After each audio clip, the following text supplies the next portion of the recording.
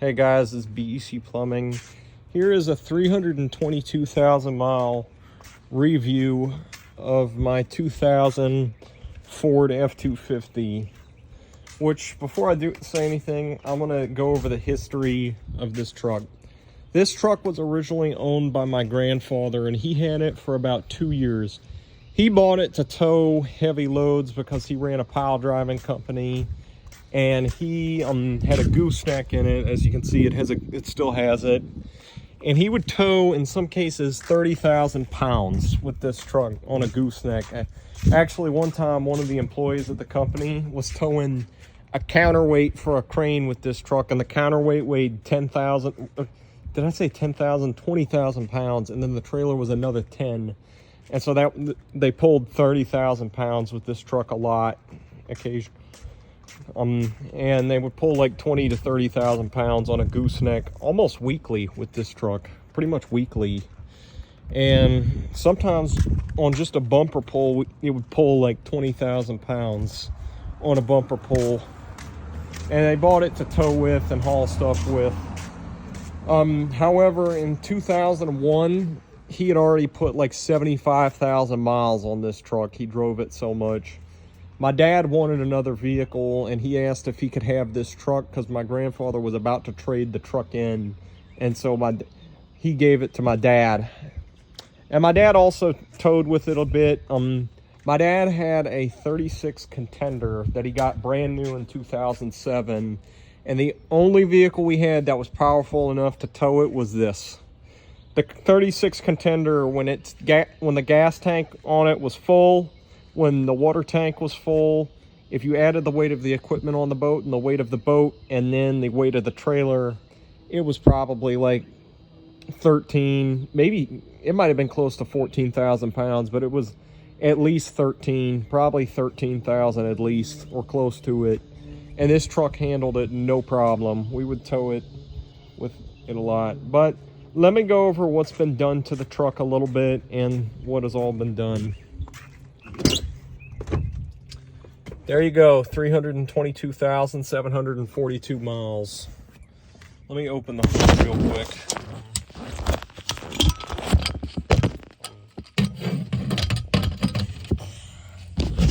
I gotta do this because the hood doesn't spring all the way open, unfortunately. But it still runs pretty good.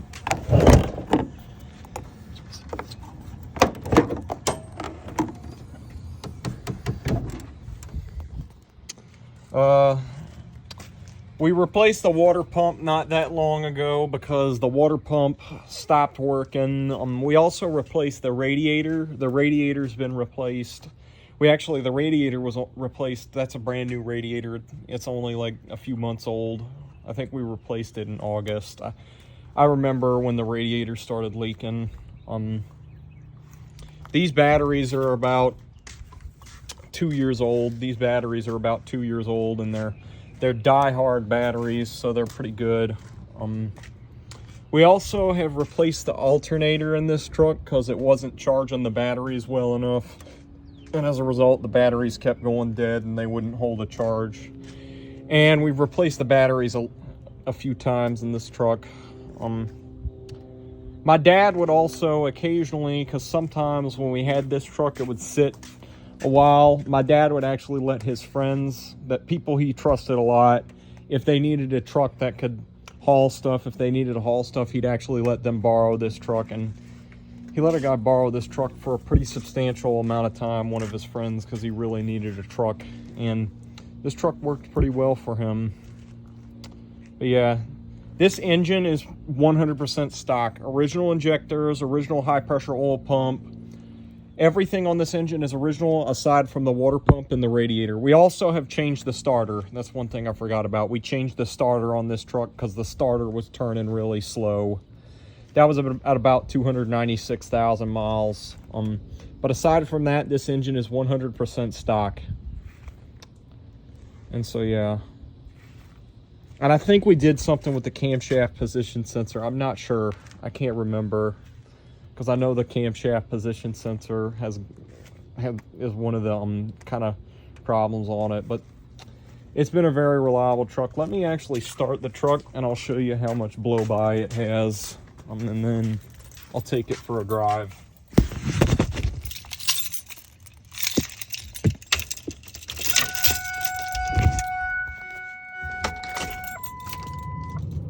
Just wait for the wait to start light to go up.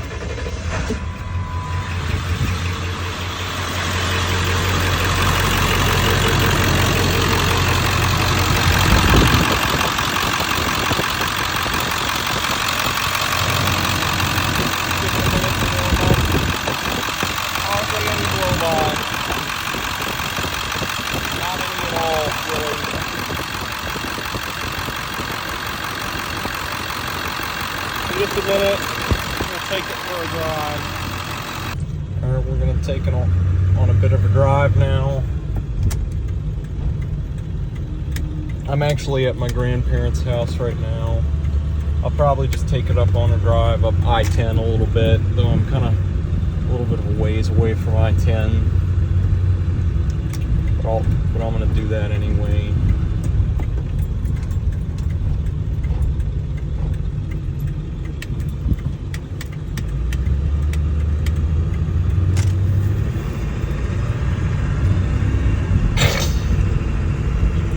About them, I'm a bit congested.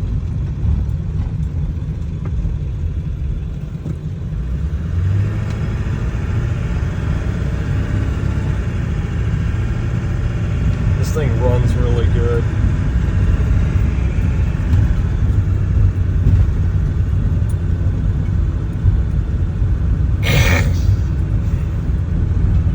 Just a bit congested. My allergies are kind of acting up a bit. Sorry about that.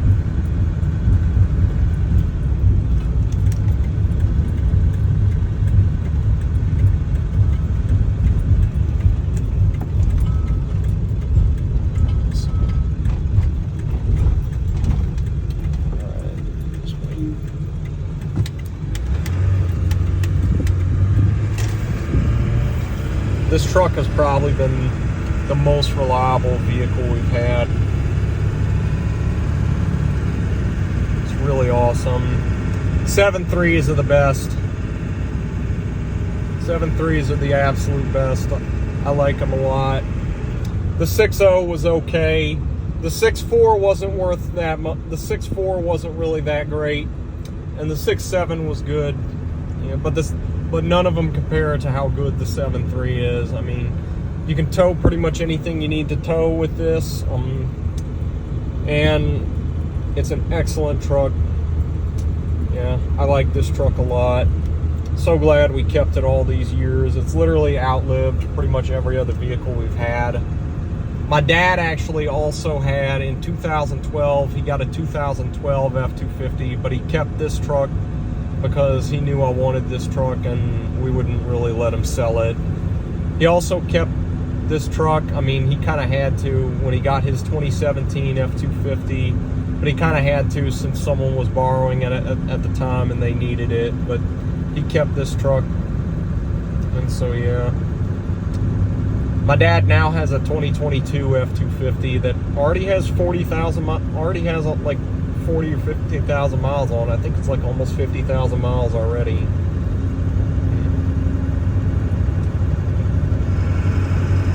But it does not compare to this truck in terms of reliability. I mean, this is just the absolute best when it comes to reliability.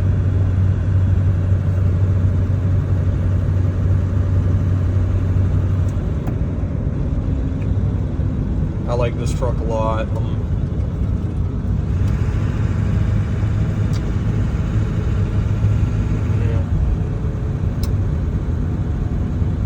My dad put 150,000 miles on his 2017 6.7 before he traded it in. I've been driving this for like a year, and I've been driving this about a year, and I've put like 25,000 miles. I put like 25,000, actually a little over a year, like a year and a half. But in my first year driving this, I put about 20,000 miles on it almost. Like, it had 296,000 when I got it, and I put like I put like 15,000 on it in my first year driving it. Kind of crazy to think I've had this a year and a half, or I've been driving it a year and a half. I've technically had it longer.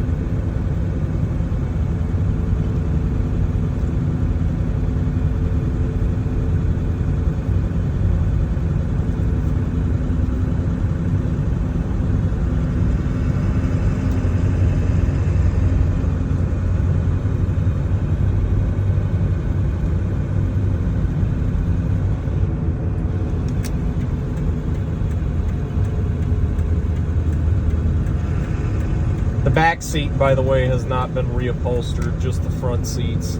The back seat was in pretty good shape, but the front seats were all torn up. The passenger seat probably didn't need to be reupholstered as much as the driver's seat. I mean, the driver's seat was just all tore up. I mean, it really needed to be reupholstered. Alright guys, we're almost to the interstate. About to get on, actually.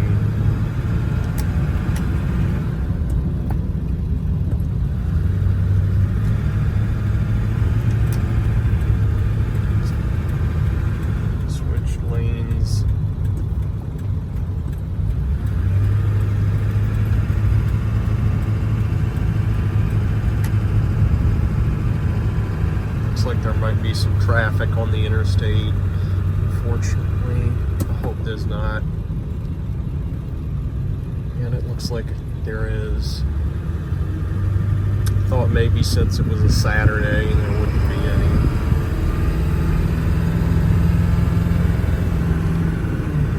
I'll just cut to when there's no traffic. Alright, it appears the traffic has died down a bit.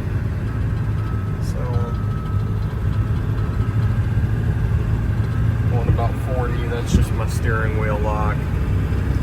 I put that on the truck so nobody steals it.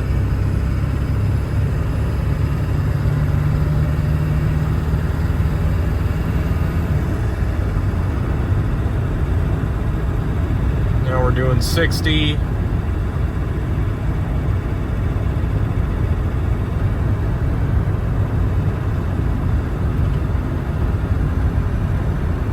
In my opinion, on the interstate, you should be doing at least 60. There's no reason to go 5 miles under the speed limit.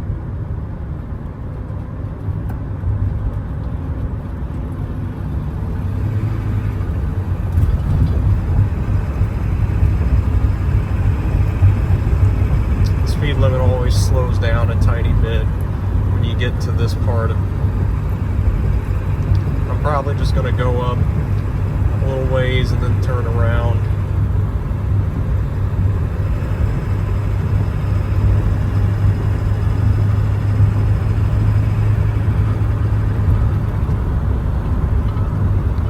I hate it when people do this, when they just go 5 miles under. This guy's actually going 10 miles under.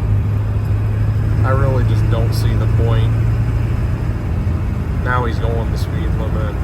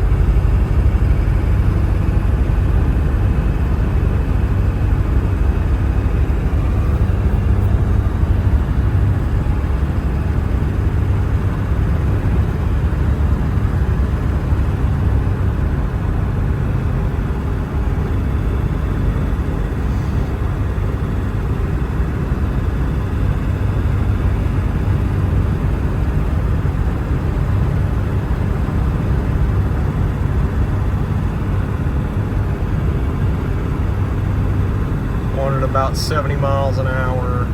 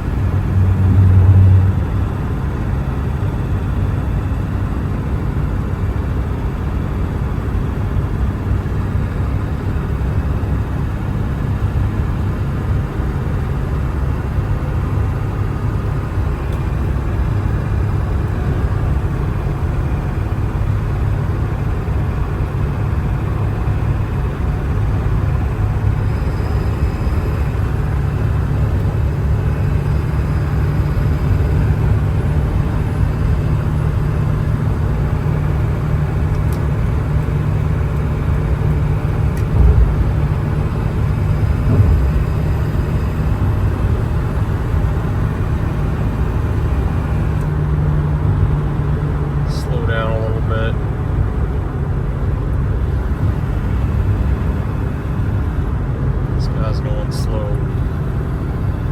Not that slow. 65 is. I honestly feel like you shouldn't be able to go.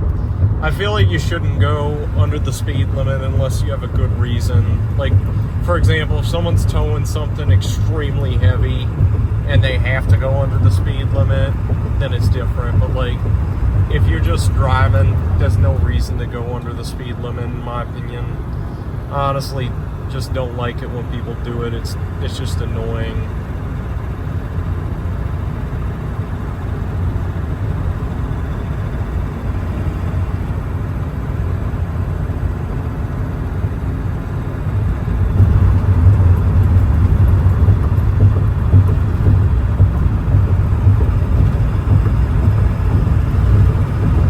I generally go like 60 to 65.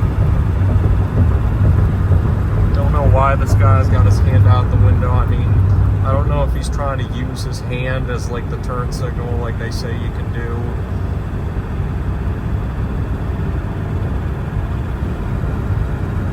But yeah.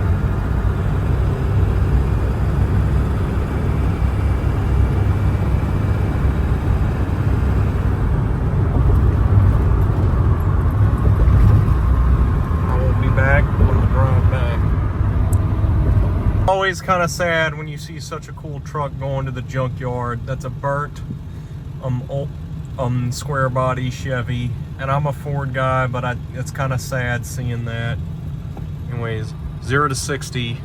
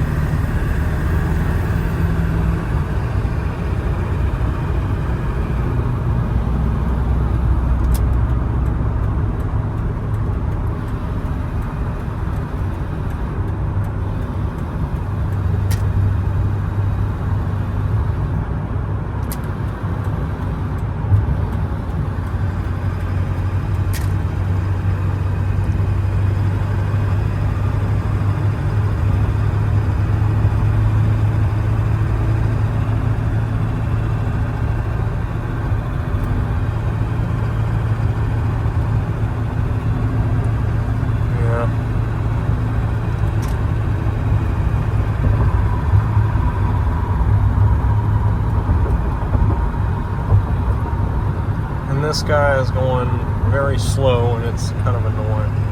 Not that slow, but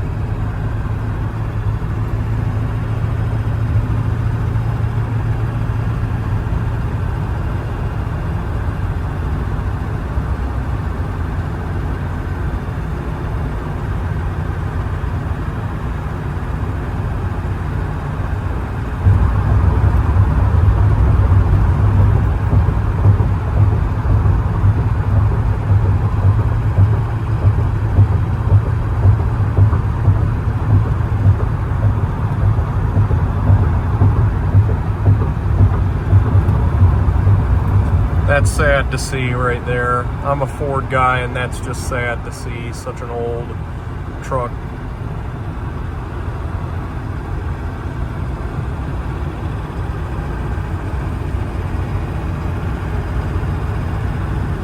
Looked like it had caught fire, but Still really sad to see.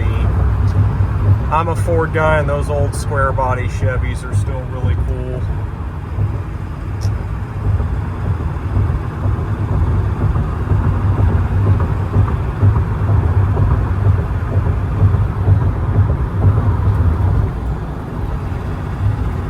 Going 65.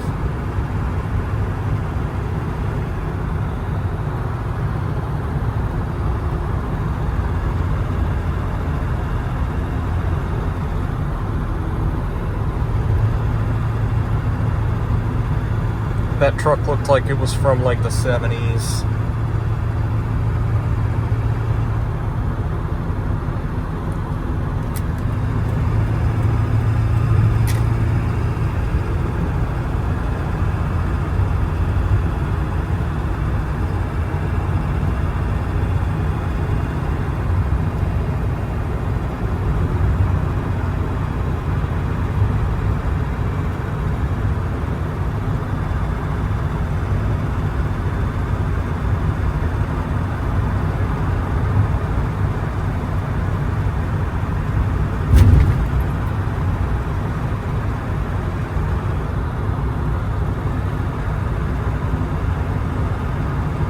When we would tow with this truck, we would always turn overdrive off if the load was really heavy, and it would be going down the highway running at like 2,500 RPM, doing 60 miles an hour.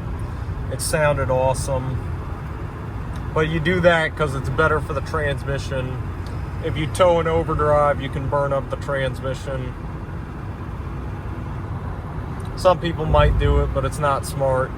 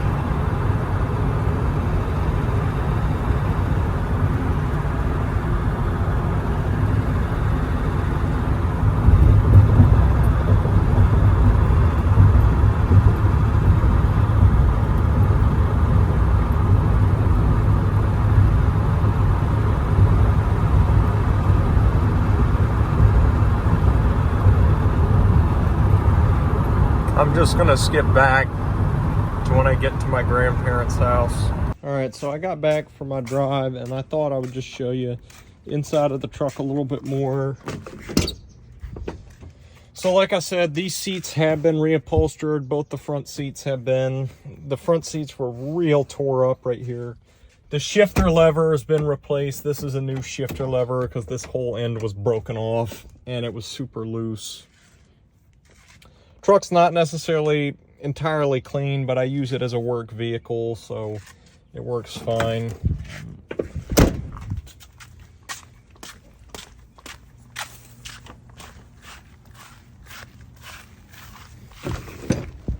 This is the back seat. I got these floor mats, though I don't think I have much use.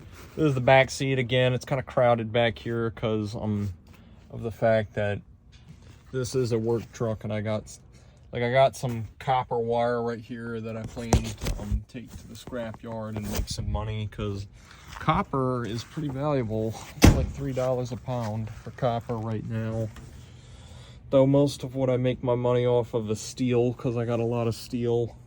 And steel goes for like, #1 steel goes for $2.15 a ton. This is the bed. There's not much of a bed liner left, but the bed. That happened because there were forklift forks. I was hauling away for scrap, and they didn't load them right, and they accidentally poked a little hole in the bed right there, unfortunately. And I'm not sure how that happened. Yeah, there were forklift forks, and they were not loaded properly, and this would have happened to any truck, though. It's kind of annoying, but this would have happened to any truck, whether it's a Ford, Chevy, or Dodge. So I don't want to hear, oh, it's a Ford. I don't want to hear that, because this would have happened to any truck. Got that plug in the bed for a gooseneck trailer. We got this plug for the trailer, a regular bumper pull trailer, though we do have to use it for a gooseneck, because our gooseneck trailer takes a plug like that. The bed, like I said, has been used a lot, and there's not much of a bed liner left. But yeah, this is the spare tire. It's just not really much to see, but that's the spare tire. And these are the wheels. Yeah. So yeah.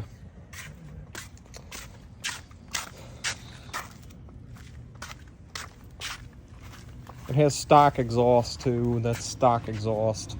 I don't plan on straight piping it, since pretty much everyone does it, and it's just too common in my opinion, so I'm not going to straight pipe it. Unfortunately, one time I made a turn too sharp and I dented the side of the bed, which that's kind of annoying, but yeah. And I think like something caught onto here, like a big nail or something, or I don't know what it was, and it just did that. Very annoying, but I am gonna get it fixed. But still works really well, so yeah. I think that is it. Thank you for watching.